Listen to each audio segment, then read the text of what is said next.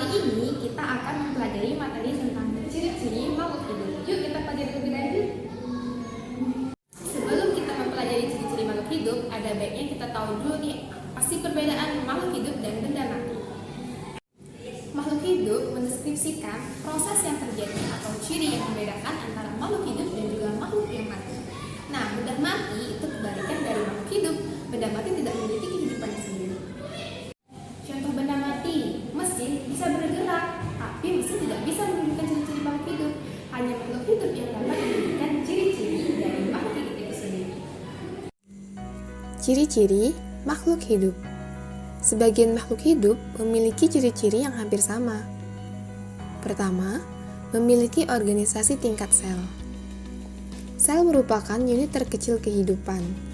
Makhluk hidup yang hanya terdiri atas satu sel disebut organisme uniseluler. Sebagian besar makhluk hidup tersusun dari berjuta-juta sel yang disebut organisme multiseluler. 2. Membutuhkan makanan. Hewan dan manusia mengkonsumsi makanan dalam bentuk yang sudah jadi atau siap makan. Sedangkan tumbuhan memperoleh makanan dengan proses fotosintesis.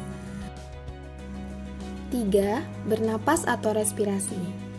Makhluk hidup menghirup oksigen dari udara dan mengeluarkan karbon dioksida. Oksigen yang diserap digunakan untuk memproduksi energi dari makanan yang telah dikonsumsi. Energi yang dihasilkan digunakan untuk melakukan berbagai aktivitas dalam kehidupan sehari-hari. 4. Pertumbuhan.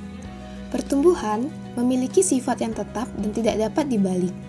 Seluruh makhluk hidup awalnya berasal dari satu sel dan terus tumbuh menjadi organisme dewasa yang memiliki jutaan sel.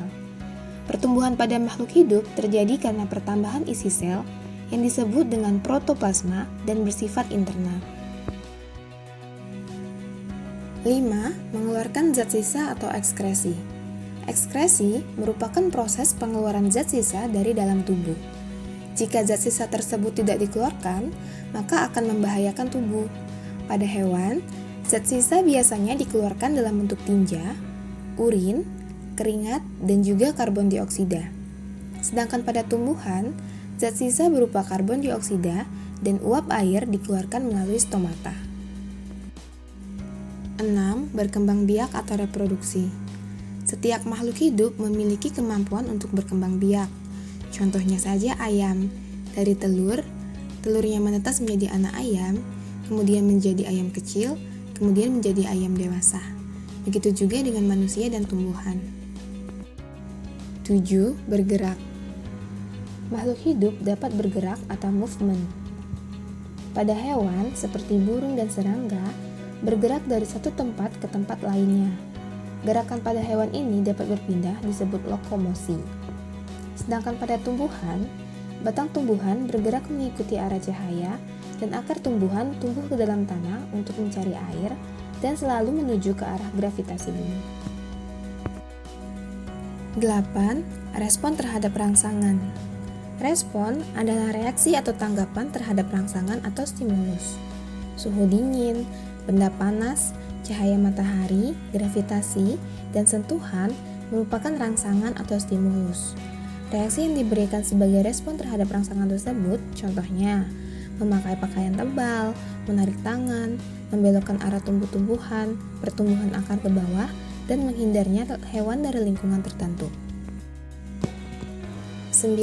Memiliki siklus hidup. Siklus hidup suatu organisme dapat memakan waktu yang berbeda-beda. Periode suatu makhluk hidup dapat melengkapi siklus hidupnya disebut sebagai rentang kehidupan atau umur.